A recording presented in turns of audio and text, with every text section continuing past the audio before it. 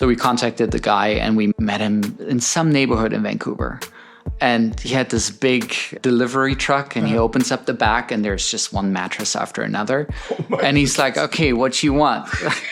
So he pulls out the mattresses right on the street, right? And so we can just test lay on the street. So we're in this strange neighborhood, just laying on a mattress and being like, oh, this feels good. Yeah, maybe, can we try this one? So that's how we picked our mattress.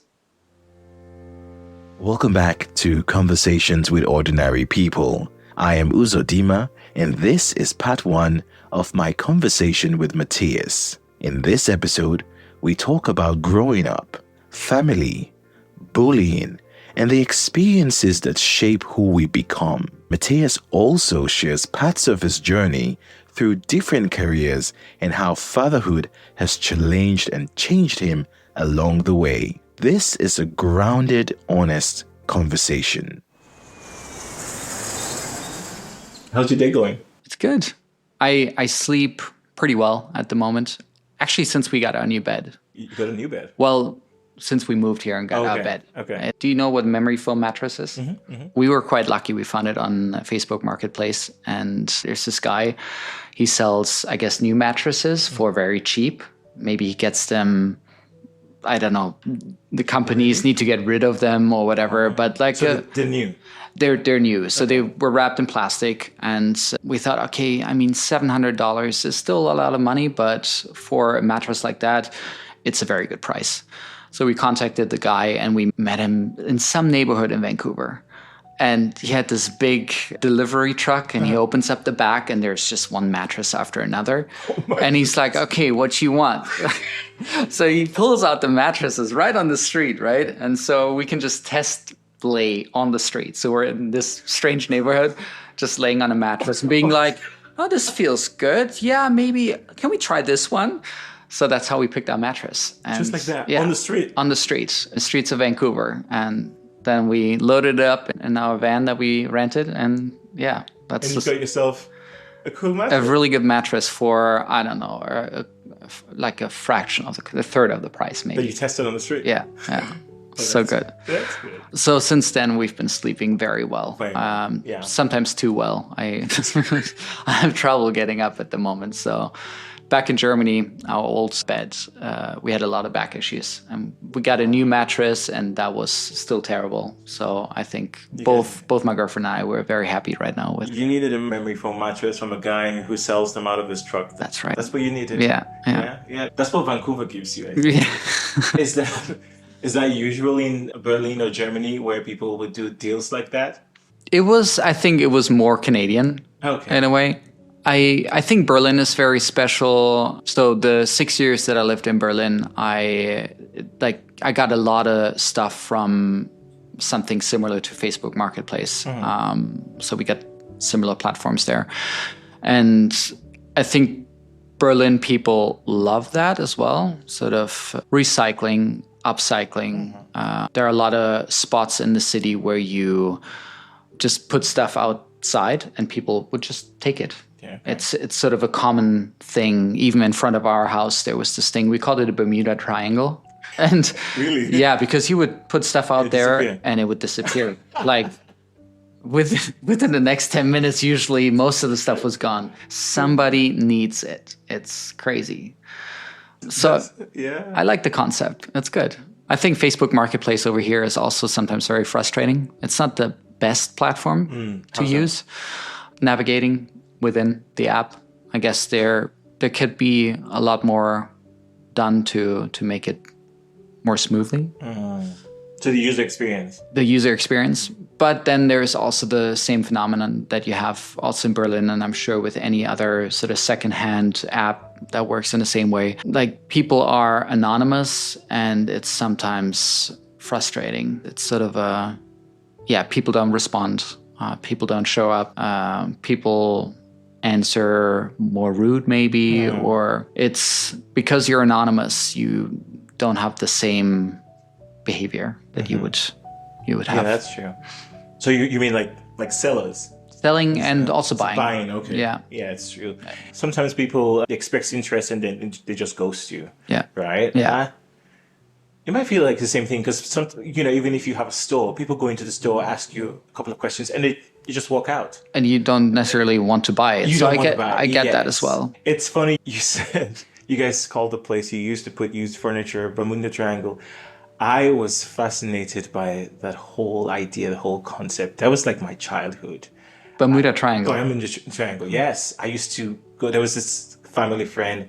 He was more like my internet before the internet came about, where if I have any questions, I'll just ask him, because in my mind, he was like a really smart guy. And I used to just read books about it. I used to ask people, because still this day, it fascinates me. Now I think the internet has answered that question a bit, but planes used to go missing. Ships will go, like, so many theories about that. It's a gateway to another universe. Yeah. Did you read about that growing up? I didn't read about it in detail, I would say. You kind of hear stories. Yes. You kind of know the concept of the Bermuda Triangle, or what's connected to it. Mm-hmm. But I don't know. Like, I'm sure there's a rational explanation. But I think the rational explanation is less exciting than the supernatural explanation. So, because there's actually a movie about it. Okay. Yeah, I think that movie came out in the 2000s, I think, where, it was a portal to another dimension. It's fascinating how a movie can kind of bring you in and inspire you to, I don't know, dream about what could possibly be. I think science fiction in general is a very cool genre to get into and have those worlds and those concepts that might not be bound to reality necessarily, but it would be great if it was true. I think my prime example would be Back to the Future.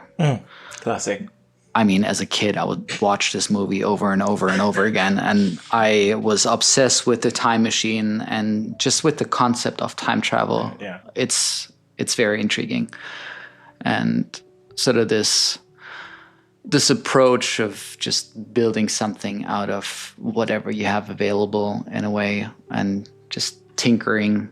Whenever I build something, and it goes beyond my skill level, I would say, or beyond something I've ever done before, and it actually works. I always remember this one scene of Doc Brown realizing in the past that the time machine that he came up with, this concept, that it actually works in the future, and it traveled back to the past, and he's like, it works.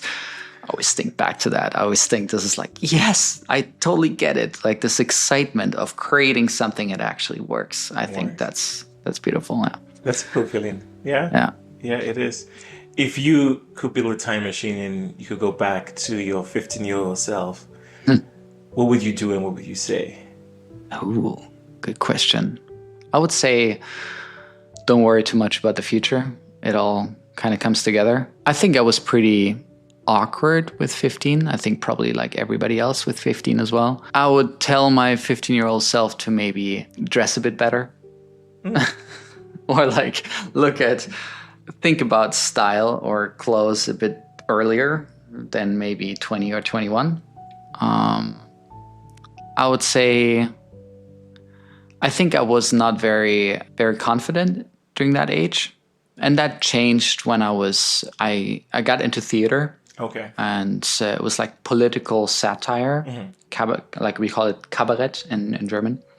And that helped me get out of my shell a lot. It was a lot of fun. It was very nerve-wracking in the beginning. It was very hard to kind of work on yourself and your performance. But yeah, that helped a lot. But yeah, it would be interesting to see my 15-year-old self. I was very, very different back then. Yeah, I don't know. How would you feel about that? Would you feel...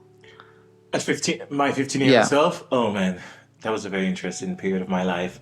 My grandpa, I think, had recently moved back to Freetown. He was living in the US and he had retired. And most people, or some people, they just go back home. Because back home, there's more sense of community. My grandpa used to say, in the US, your neighbor wouldn't say hi to you for like months. In Freetown, someone selling food passing by will greet you, will say hi, will say good morning, and they want to know how you're doing. So he missed that. He moved back to Freetown when I was 15 and we did not see eye to eye. Okay. So it will be reassuring to just tell myself, hey, listen, First of all, at that time, I thought he was the worst person in the world. But now, a lot of the lessons he taught me, one of the most important ones, like, you have to take care of yourself. You have to work hard. You have to wake up in the morning and be responsible. Yeah. And I think a lot of 15-year-olds don't understand that, because it's a weird space in life where you feel like you're grown, which is funny because you're not. Right? Yeah. You're like, I'm grown up now. Yeah, I know what I'm talking about. You have a bit of bass in your voice. And then, but you still are not that responsible. So it's a weird space. So the things that he taught me, even though maybe he might have done them differently, a bit of love, sprinkle a bit of love on it. But looking back and being on the other side of that, I think he was trying to teach me a good lesson about life and being responsible, taking care of yourself and people around you. But that was a hard time for me. So I think I would tell myself, like, hey, listen, you might feel like what he's teaching you right now is wrong, but the world is way worse. He meant well. He did. Yeah. He did. Yeah. I feel like that's often the case, that adults sometimes don't know how to properly tell you what's right without pushing you in the complete opposite. And looking back, there are definitely a lot of moments where I'm like, well, they meant well, but it's difficult to see it at that point. You have a good relationship with your dad? I did have a very good relationship with my dad. So when I was 9, my mom passed away. So in 2000. And my dad used to work as a general manager at different hotels. So he had a full-time job, and all of a sudden he had to take care of me. So I think like it was definitely hard for him. And I think he did an excellent job. I don't think I ever felt like left alone or not loved. It was just what I knew, right? So I would come on a lot of business trips with him. He would drive through Germany to have some meetings, and I was always kind of a part of it. I was always there with his hotel buddies and other general managers. I was always in the middle of it, and I loved that in a way. It was fun. We had one big vacation every year, pretty much. So we flew somewhere. It was always exciting. It was always good. Like I never missed anything, I would say. Yeah, so I think he did a really good job. Yeah, I have very fond memories of, especially the trips with him. Sitting in the car next to him, driving through the night. Sort of this feeling of being safe and cozy and going somewhere. I don't care where. And yeah, share McDonald's burger. That was always our thing on the road trip. It was always like, that was the time when we would go to McDonald's. It was a very special thing, sacred. Yeah. So it was good. But I think, so when I was about, I think 13 or 14, my dad got remarried. And the tough love that I needed during that time, he couldn't really give me. Okay. I had a lot of freedom during that time. My dad owned a hotel or ran a hotel by a beautiful lake. And we each had our sailboat, and in the summertime, swimming every day. It was beautiful. It was paradise. It was like a holiday camp, but every day of the summer.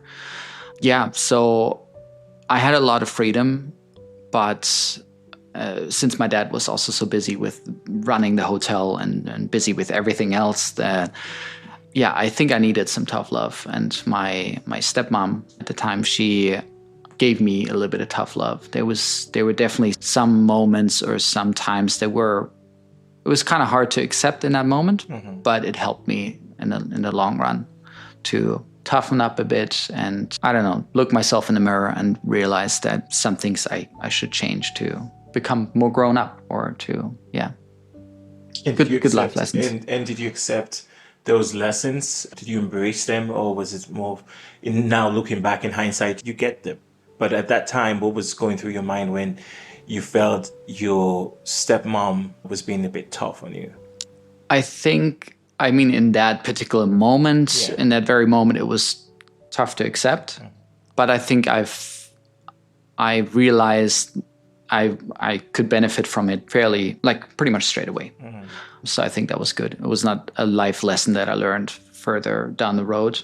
maybe I became more aware of it, how much it influenced me and how much it affected me. And in a way, I'm very grateful for that.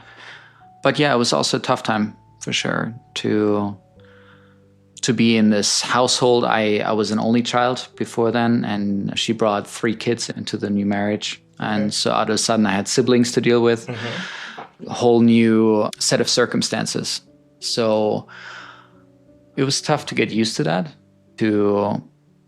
Before that, it was just my dad and me, right? And now it was so many other people. And it was also, and looking back at it, and I talked about that a lot also with other family members, that it was not the healthiest way of dealing with a new patchwork family. That's what we call it, right?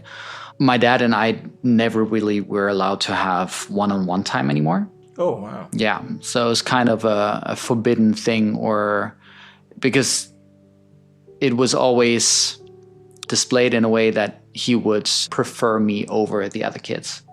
And your stepmom didn't want that. Exactly. And to make it even and have everybody on the same level, it was like that there was no room for my dad and I to just have what we had all those years. And you can't just like have a clean slate. It doesn't work that way. And before your dad remarried, did he sit you down? Did you guys have a conversation? And did he tell you what was going to happen? Or like it just happened out of nowhere? I think, I mean, he was always fairly open with me during the time when he was also, started dating. And there would be some person that he met online, because online dating was a big thing back then. Like in a different way, right? It was like a website and you sign up, and it's not like Tinder nowadays. Yeah, so I don't know, sometimes there would be a new person that he met, and he obviously told me, okay, this person's coming over, and I don't know, like we always had a very open communication. Yeah, always straight through. I could always talk to him about everything. Did you approve of her? I did, yeah. Okay. Very, very nice. And I was excited to have siblings as well. I all of a sudden had a bigger brother who was kind of my role model in a lot of ways. And he moved in with us because he was working in hospitality as well. Okay. He was finishing his training. So all of a sudden I had a big brother every day of the week. And it was very exciting. We would build model ships, play PlayStation and whatnot. Things I didn't have anybody else to do that with. Yes, during that it's like time. a different life. Yeah. Was that something you had longed for? I probably wasn't aware of it back then. But yeah, every time my cousin would come and visit me from Canada, he was sort of my brother figure back then. And when I was very young, I would annoy the crap out of him because I was so excited that he was there that I would just repeat everything he would say. Not necessarily to annoy him, but it was kind of my way of endearment. Yeah. And yeah, he hated it. So he didn't really like me when I was younger, but we're very, very close now. So he's I would say he's like my brother. Yeah. Oh, that's good. So you're an only child, and then you had siblings. Yeah. So you knew what it felt like being an only child, where you had all your toys to yourself. You didn't have to share with anybody. I didn't have to worry about sharing food or, Yeah. Right. And moving into a situation where you had siblings. So it was, you said 3, right? Your stepmom had 3 kids. Exactly. So one older brother, then one younger sister, and one older sister. Okay, so 2 older and 1 younger. So you were like in the middle. I was kind of in the middle, yeah. So what were some of the things that changed around the house? Well, first of all, like we moved out of our own place. Oh. So we lived above the hotel that my dad was running. And then so I was the first one to kind of move in with them while my dad was still kind of running the hotel and he was back on the weekend. So I was with this new family kind of all by myself. And it was also tough at times. Like I definitely remember feeling alone at times or feeling frustrated, not knowing how to deal with those emotions, I guess, and didn't really have anybody to talk about. And then my stepmom was just in the middle of building a new house. And so we moved in later in that year and it was a beautiful house. We each had our room and sort of on the surface, you would think that we didn't miss anything. Like there was an abundance of everything in a way, but it was too much. It was too much, or it wasn't what we wanted in a way. Like I feel like there was some love missing or some compassion. Who's we? You said it was something we wanted. Oh yeah, maybe I think about my younger sister, because we're kind of the same age. She was about 2 years younger, and we were kind of in the same boat. And talking to her in later years about this, we kind of felt about it the same way. It was very stressful because there was this, I think from my parents' side, or especially from my stepmom's side, to keep up with a certain level.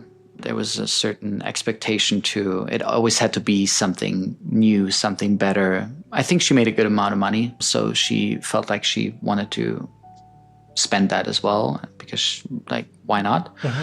So maybe somebody could say, okay, you can't complain because there's so much you have in a way. But there was also a lot of stress involved with that when she would come home. And us kids, we were kind of responsible, like, dealing with the chores and cleaning up the house. And if something wasn't perfect, a bomb would explode. It was very stressful. So dealing with that anxiety over the years, sort of. You felt like you were walking on eggshells. Yeah. It was very tough. And also, again, a lot of frustration, a lot of feelings of like feeling alone, feeling helpless, I think, during that period, which kind of also led to me dropping out of high school, 11th grade. So I didn't finish high school with grade 12. I dropped out 1 year early with 17 because I just kind of wanted to get away from it. I felt like I didn't need my high school degree to do what I want to do, which was hospitality back then, which was always kind of my goal, even growing up. Interesting to look back at it now, but because I'm not in hospitality anymore. But back then, this is what I wanted, because my dad was also a big role model for me. Yeah. So I started my apprenticeship and I applied for a spot, and my dad was like, yeah, no way they're going to take you without a high school degree. And I got a call back after, I think, 2 days. They were really looking for people, and it was a beautiful hotel. And I think it was, I guess it was during that time where I kind of understood that the decisions that I make now for myself, they impact my future. But for the first time, I felt like I had control over my own life and how I want to create it. At 17? Yeah. Which must have been a really good feeling. Exciting. Yeah. Living on my own. So then you moved out? I moved out. I moved away, about 2 hours away. Oh. Yeah. So I was still kind of close. I could visit once every couple months or so, or once a month. But I think from the very beginning, I was very independent. I didn't want to have any support, really. I wanted to do it on my own. How did your relationship with your dad and your stepmom change after you decided to drop out of school and move 2 hours away? So generally it got better, I would say. When I would come and visit, the mood generally was a lot better. Okay. But my dad, I think, took it to heart that I dropped out of school. He wasn't quite happy about that. But I think at some point he accepted it, and it was my decision in a way in the end. So he didn't stand in my way. But he always told me that I should have finished that one more year and it would have been fine. But that's how it is. If you could go back to that 17-year-old you just about to drop out, what would you say to your 17-year-old self? I think now it's tough because you obviously know what experiences you made afterwards, and it could have all been different. I was quite happy with the timing of everything now. I'm kind of happy with how it all, in a way, turned out. But I think I would still say, hey, sit your ass down and push through. Because now, I'm 33 now, and going back into studying mode with what I'm doing now, I feel I'm definitely a lot more focused. I know what's at stake, and I wish I could bring that into the mind of the 17-year-old Matthias a little bit more, because I was kind of lazy during that time. And I guess a lot of people are, but yeah, I would love to tell my 17-year-old self to sit down and study a bit more and take things serious, even though maybe certain things are not necessary for what I want to do. But yeah, it's good. It's good to push through something. And that's a lesson I learned a little bit later on. Because before that, for me, it was easier to say I quit. But there was a turning point where I realized, okay, there's actually a benefit in pushing through, even though you might not want to continue with something. Yeah, it's true. Sometimes it's the pain in the process tells you there's a gem or there's a jewel at the end of it. And as a teenager, pain is your enemy. Yeah. Anything that brings you pain, you want to stay away from it. As an adult, you understand that it is part of the process. If it's not painful, it means there's nothing good in it. Exactly. There's no gain in it. There's no gain. Yeah. Like, why the hell do you do it? It's good. It's the reason why I transitioned to a different career, and then now another different career is sort of this drive for more, to put myself through something hard and difficult to feel like I achieved something. To stretch yourself. Yeah, to stretch myself. And I think I'm a person that identifies himself a lot with the work I do, and so the effort that I put in. And if I feel like something is a bit too easy, then I feel like I didn't work for it. And then like I need to work for something for it to matter, I guess, in a way. Or, no pain, no gain. Exactly. A lot of what stays with us starts early. How we are guided, how we are tested, and where we learn to belong. Matthias reflects on growing up and resilience in a way that feels deeply familiar. We'll be right back. That's interesting, talking about the stretch. You have gone from hospitality, as you said, at 17. Yeah. You then transition into another career. Exactly. I moved on to filmmaking. So I think in total I worked about 10 years in hospitality, including my apprenticeship. Okay. And I moved to Canada during that time. I lived in Canada for 2 years, sort of as a working holiday experience. Out of Canada? Alberta. Okay. So Edmonton.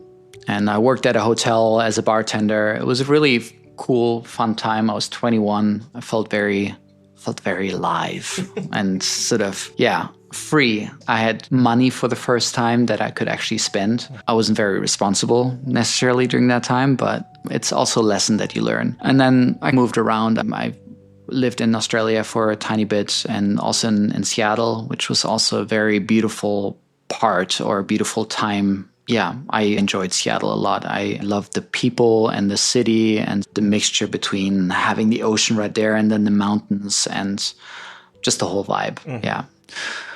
And then during that time, I was watching a lot of YouTube, and specifically it was drone videos. So DJI came out with a lot of drones. I was also watching some vlogs that were very cinematic. Mm-hmm. There's this one guy, Casey Neistat, who's kind of like, I don't know, I would call him sort of the godfather of vlogs, of modern vlogs. And so that inspired me. And I was like, there's like filmmaking, that's interesting.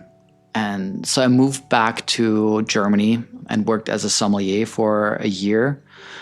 And with that initial spark from Seattle, I just moved more into it. I bought my first camera and I was experimenting, and I realized, okay, there's more. I'm kind of curious about this. And so I applied for film school in Berlin and got accepted. And I was like, you know what, I'm just going to take the plunge. I'm just going to do this now, because otherwise I would regret it. I'm not happy in this job anymore. Kind of long, late hours, and for kind of little money, I would say, in comparison to other jobs. Hospitality never sleeps. And it's true that it's a labor of love. And I sometimes tell people, it's either you love it or you don't. And because there are people that are born to do it.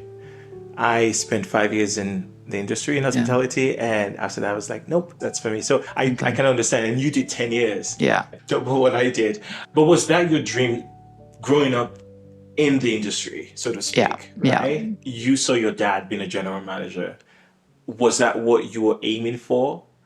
In the beginning it was, but the more I worked in hospitality, the less I was interested in becoming a general manager. I was passionate about food and wine and still am, but I didn't see myself in a manager position at a hotel. I didn't think it was exciting. I didn't think it was very enjoyable because you had to deal with a lot of problems and it was pretty much still the same amount of money. Yeah, it just felt too much stress for too little gain. So I was like, I don't think I want to go that route.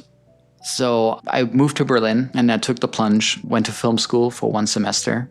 During that semester, I met a lot of amazing people and it was really great to be surrounded by a lot of creative people that just came to Berlin. It was very international and everybody had this just one dream, make it in film, or just somehow everybody loved movies, like different ones. Everybody had sort of their own like niche that they developed. And during that time, I was actually interested in visual effects. So that kind of brought me to Berlin. But the visual effects program that they offered didn't start for another year. So that's why I started with film production. And so I did that for 1 semester, realized, okay, this is not getting me where I want to go. So it's not worth my money. I'm going to make a cut here and try and find a different way in. And 6 months later, I got an internship with a film production in the grip department. And during that time, I didn't know what grip was, but I applied anyways. And this guy called me, was like, hey, let's meet up for a beer and we can chat and see if it works out. I was like, this is an interesting interview. I'm so used to having an interview with suit and tie and very hospitality. And then all of a sudden, this chill dude, he's like, yeah, let's just meet up for a beer. So we're meeting up at this Berlin bar and we just chat and he explains to me like what the job of grip is. And I thought, this is cool. This is exactly what I love doing, like building stuff, figuring things out, how to move a camera from one point to another. And also the grip system in Germany is different from what it is in North America. Oh, really? How's that? Yeah, in North America, like you differentiate between grip and dolly grip. So dolly grip is what I did in Germany, but grip is more the person that moves the flags around, and everything that has pretty much a stand is grip work. And then you have the electricians who actually just take care of the lamps to put them on top of it. And in Germany, it's all the lighting department does all the stands and everything. And grip is really more on the camera side of things. Okay. Which is good, which is fun. I was happy about that. So I started the internship and it worked very well. And I did a good enough job that he, like my mentor pretty much, he passed me on to somebody else who was looking for an assistant. And from that point on, it was like jumping from one thing to another. It just sort of unraveled. And with the job that I did there, I met somebody else who then needed somebody, and then who knew somebody else who needed something. So I guess that's also how it generally works in the film industry. But I think I was pretty lucky to meet all the people that I met on all those shoots because, yeah, one person missing in the beginning and all of it would have unfolded completely different. And it was an awesome time. I had so much fun. They were small productions sometimes, but then they got bigger. And after 1 year, I all of a sudden found myself on a huge set of Uncharted on this big studio, and it was like a Hollywood production, and Mark Wahlberg and Tom Holland, and it's my favorite video game. And I was just like, how is this happening? You know? Pinch me moment. Yeah, exactly. It was a pinch me moment. And I met those very established grips, and it was like huge crew and 2 cranes on platforms. It was just wild what we did. It was just like a dream. Like looking back at it now, like I didn't realize enough what a crazy time that was. Would you say that's your highlight moment, being in the film industry? Yeah, that was sort of the peak time. Also, a year later, we shot this Netflix series called 1899, and it was a production, I think, over 6 months. And our key grip is a good friend of mine. He hired me and another guy from South Africa. The key grip himself, Kenneth, he is also from South Africa. So it was a very fun team. Very cool dudes. We all became good friends up to this day. And the other assistant, Lessing, and we just had the best time ever. It felt like you got paid to have fun. That's good. It was great. It was very... I remember just standing there in the middle of all those studios on the studio grounds and just looking around being like, wow, this is crazy. I get to be here. This is insane. Yeah. Okay. It's a good experience. So that being the peak for you, what were some of the worst or bad experiences of being in the industry? I mean, you're away from home a lot. As well. It's long hours, and there are definitely some projects where the team is not the best, or your DOP, your director of photography, is not the nicest person, or the organization of the set in general is terrible. And you could be home in like 8 hours, but they make 12 hours out of it because they just don't understand how to lead a team or how to communicate properly. And you get paid more? You get paid more, okay, which is good. Yeah. But at the same time, your quality of life is taking a toll. Mm-hmm. And it was those projects where I would sometimes go home and be like, oh my God, I'm done. Like, this is not fun. Was there a career path or growth in the film industry for you? Because you said you found your in with the grip, right? Yeah. That's how you got in.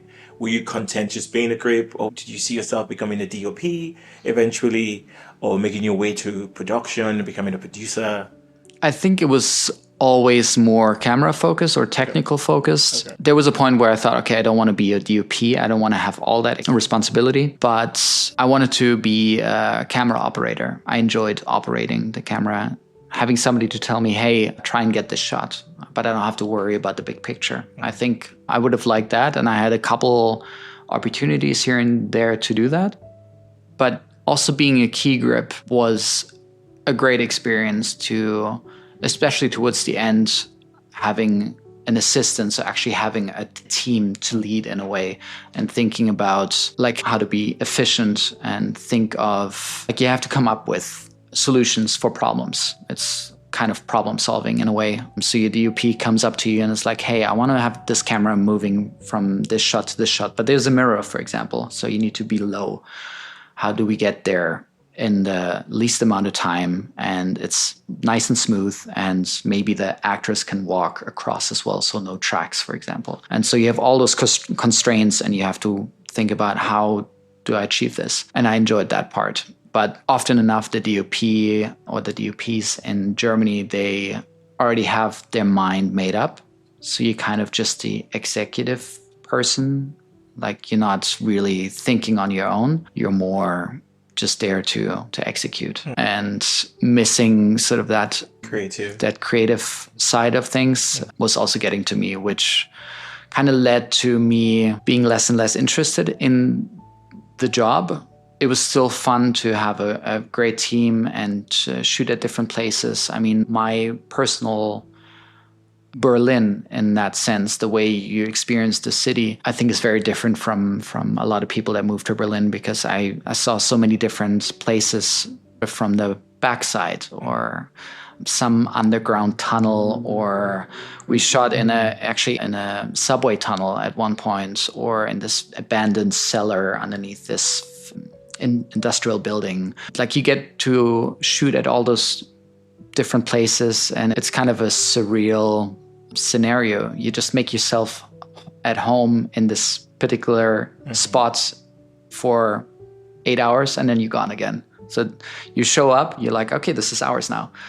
And then you just set up. You make it your own. Yeah, you make it your own, and you don't care about anybody else. And it's so funny. Like, every film person, I'm sure, can relate to that. How you just, you show up, and out of a sudden, this is yours now.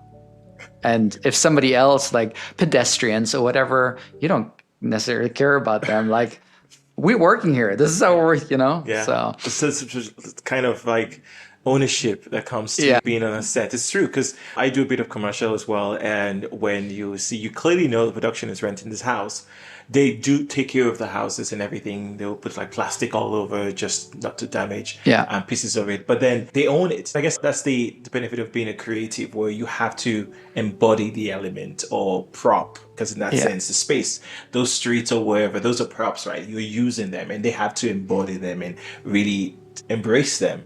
So did you grow up in Berlin? I did not, no. I was born in Frankfurt. I grew up more in the south part of Germany. Yeah, and then I kind of moved around all over Germany because since my dad worked in hotels, and it's kind of typical to move around and move between jobs. I moved around a lot of different schools, very spread out. Yeah, but I think if somebody asks me where I'm from, it's always a very difficult question to answer because there are so many different influences. But I would say that my home ground is more the northeastern part of Germany called Mecklenburg-Vorpommern. It's like a province. And how different is that to Berlin? It's more rural, more countryside. The people they're also in Berlin, they're also very abrupt and you would almost feel like they're rude, but it's their mentality. And it's the same in the countryside. They're a bit more upfront, but they mean well. And it's kind of a charming mentality as well. So I appreciated that a lot. It's beautiful. It's a beautiful, like you have beautiful nature up there, but you also don't make a lot of money. So it can be difficult to survive for companies, for restaurants, especially out in the countryside. It's definitely a struggle. And I noticed that also with my dad when he had his hotel, that you work during the summer to survive the winter. That's how it was. And would you say moving around shaped you differently? Did it have like a positive effect on you and how you look at the idea that you can move from one place to another if you want to? Because you said you lived in Canada for a bit, you lived in Seattle in the US, in Australia, and now you're back in Canada. Yeah. Would you say that's from the fact that you moved around as a kid? I think so. I think if I would have stayed in one place, I might still be there. I mean, there are some people that grow up in a place and they never move.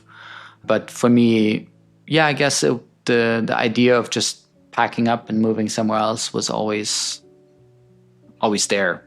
But it was also tough. It was tough to be in a school for a year or two and then, we're moving again. And I didn't really realize it consciously during that time. But now looking back, it was definitely not the ideal situation because especially moving from, let's say, southwest Germany, like Frankfurt area, to an island in the northeastern part of Germany, very different people. You also have to think about, it used to be former East Germany. So yeah, it was different being in that class. The standards are different. And then every school and every province or every state has different, like, you're at different levels depending where you start or finish your school year. I was missing a lot of stuff. Yeah. So keeping up with it was sometimes difficult. Did it affect your social life as well? Making friends, planting roots? Yeah, it was, I think when I was 13, about, when everybody starts puberty, that's when it got more difficult. Before that, it was still fairly easy to make friends. But during that time when my dad had this hotel by the lake, I was in a school for about 2 years and I didn't have any friends.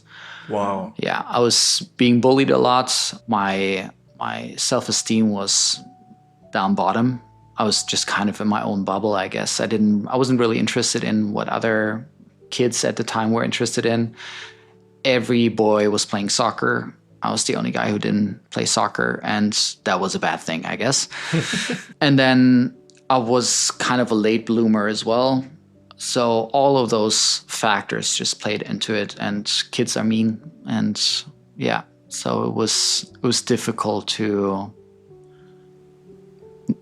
not to survive, but to kind of get through school during that time. Yeah, exactly. Because it's also at a stage where you start to create your own community and your own circles, right? Yeah. Friends sometimes help you get through certain things.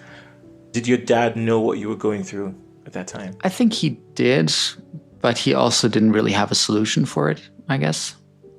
So he knew, like, there was definitely, I was sometimes afraid to go to school in the morning. There was definitely a lot of anxiety. Yeah, Like, even to a point where I was feeling sick in the morning, I didn't want to go to school. And yeah, he did the best he could, I guess. But yeah, I had my own sort of social circle with my sailing club at the time. So I was sailing a lot. Okay. So that kind of kept me grounded in a way. Was that at school? No, that was besides school. Mm-hmm. So I think every Saturday I drove my bike to the neighboring town and I went sailing. And it was really nice to have that break of almost reality in a way. You had sort of that sheltered life by the lake and it was very beautiful. And then you just had to go get through the week and then it was over again. That's sort of, I think, how it went on for... So the sailing club gave you something to look forward to. Yeah. And also to excel in. I was definitely good at it. I was sort of the best in the group. We did like sailing races, like regattas. And at least the smaller ones that we did, I was good at it. And it was fun. Like it was more for the fun part than for... sort of the sportsmanship or trying to win races. It was more like a comfort thing, I would say. That's good. When did the bullying stop? When I moved. Oh, you okay? So you had to move. Yeah, I mean, that's when my dad remarried. Okay. So then we moved. And when I got into the new school, it was also not the easiest in the beginning, but I kind of flew under the radar.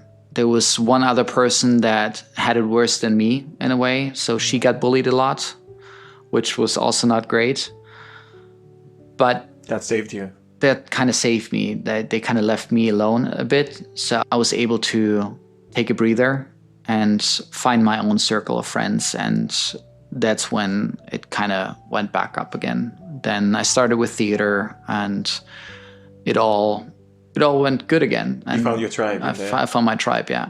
And I felt like, okay, I don't have to like soccer. I don't have to I can be my own person. Mm-hmm. I think that's also somehow like during that time, it kind of developed to whatever other people say. And even though during that time it bothered me, I felt like it was the right thing to do, to stick with what I like and not give in to social pressure. And be your own person. Yeah.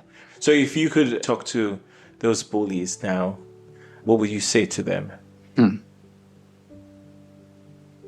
Grow up.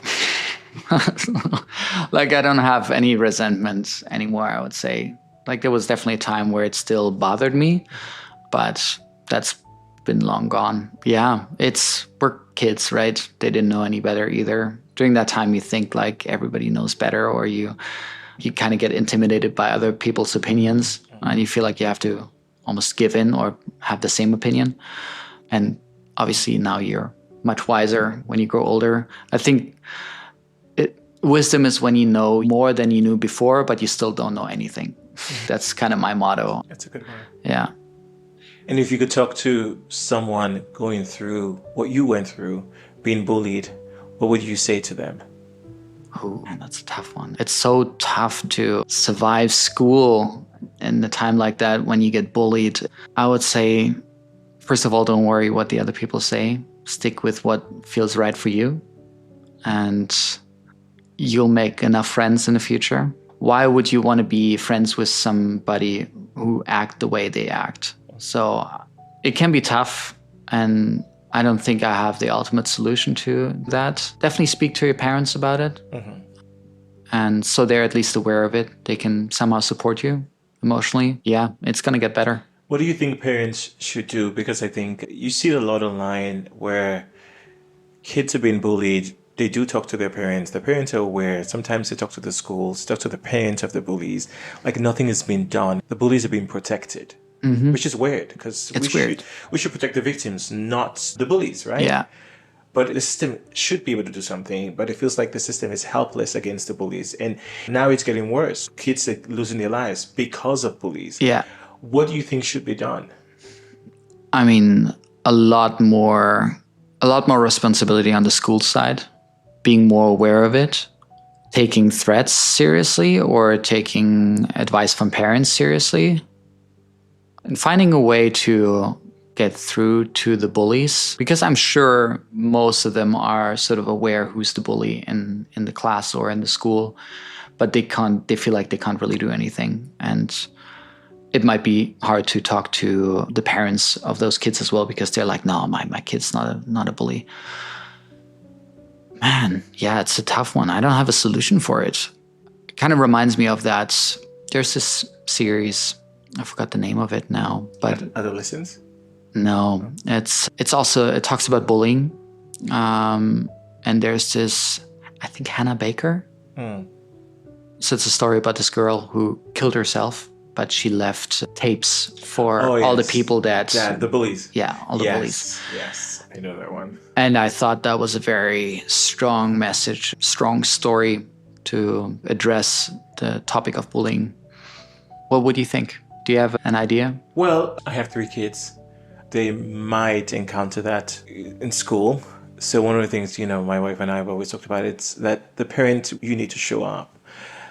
Parents sometimes just leave it to the authorities and to the school, and it's a system. A system does not have emotions. A system did not take care of a crying baby that woke up 4 times a night. No, it's a system. It's not human. So you are the parent. You're supposed to show up. I do believe parents need to step up. Yeah. We need to sit down and say, listen, we cannot allow our kids to go through this. True. You have a 10-year-old daughter. If she comes to you and says she's being bullied, how would that make you feel? Angry, yeah. And what would you do about it? Deal with it, yeah. I wouldn't just ignore it. Yeah. I would definitely talk to the principal first and see if somehow there is a way to get through this way. Yeah. Otherwise, I 100% support the way of just approaching the parent directly and being like, hey, your kid is doing something that is harming my kid. Mm-hmm. Yeah, absolutely. And I think nowadays it's more important than ever with social media, with online bullying as well. Like, bullying has gotten so much easier in a way. You don't have to confront the person directly. You can just text them and hurt them that way. And kids are so vulnerable to that. They don't have the foundation to withstand something like that, right? Yes. And it's such a painful thing. Kids shouldn't go through it. Yeah. Kids shouldn't feel some sort of way for being who they are, right? For liking what they like. Yeah. For having specific type of hobbies. If you don't fit in a box, you shouldn't be treated as an outcast. Yeah. I think fitting in a box is not necessarily good either. Everybody should explore and experience their own interests and hobbies and whatnot, themselves. Yeah. And I remember my class teacher from grade 6 during that time where I had the issues with bullying. We went on this class trip and I didn't want to hang out with the boys because they were playing soccer outside. So I hung out with the girls. And one of the girls, they were living in that town that we stayed in. And so I went to their place. And then my class teacher shows up at some point. She's like, what are you doing here? I'm like, just hanging out. So she actually dragged me over to the soccer field and told me to play with the boys. How weird is that? Like, that's so strange. Even for standards during that time, you would think this is so backwards thinking. Like, looking back at it now, I'm like, I can't believe that this actually happened. A female teacher. Female teacher, yeah. She was a bit older, but yeah, just strange. Because she thought you were supposed to be with the boys. Exactly. I was supposed to integrate myself in a way. And she felt I wasn't doing that, even though I was hanging out with other people. Like, I was just sitting in the corner and being all sad by myself. I was looking for something else to do that actually spoke more to me. What were the girls doing? I forgot, actually. I don't know. We're just hanging out. I actually don't remember. But the boys were playing football, soccer, and you didn't feel like playing. So, exactly. Yeah. And she took that away from me and put me right back into that situation where I felt uncomfortable. Yeah, so you had to fit in that box, yeah. Which was boys play football or soccer. If you felt different, you were supposed to try to fit into it. Yeah. Even if you were miserable being exactly. in it, right? And that's the thing, we attach certain things to gender. You can explore your artistic side, right? There are really good painters that are men. Maybe there are other types of sport. Maybe you like sailing. Sailing is a sport, right? It's a sport, yes. There you go. That's good. You have a daughter. Yes. With all what you talked about growing up, your journey growing up, how has that shaped your relationship with your daughter? That's a good question. I think I have to tell a bit of a longer story because it's not the classic relationship you have with your daughter. My daughter was born in Canada when I was 22. Oh, wow. And I was still very immature during that time. I was sort of in my own head, and all of a sudden, my partner at the time, she got pregnant, and it was a huge shock. Didn't plan for that, obviously. And soon after that, I ended the relationship because I realized it was not what I wanted in a relationship. Mm-hmm. But at the same time, I thought, okay, the right thing to do is to be there for the child financially for sure, and then also be in her life. But I was on a non-permanent visa, so I had to leave the country fairly soon after she was born, like about 5 months after that. Okay. And yeah, so I was, for a long time, I was kind of in and out of her life, more out of her life than in her life. I mean, we talked on the phone, like mom and myself in the beginning, obviously. But it was hard to build a relationship with your child if you're not around. I think especially as a father, I think you don't get the same maternal feelings for your child the way a woman gets those feelings, especially when you're not around. Mm-hmm.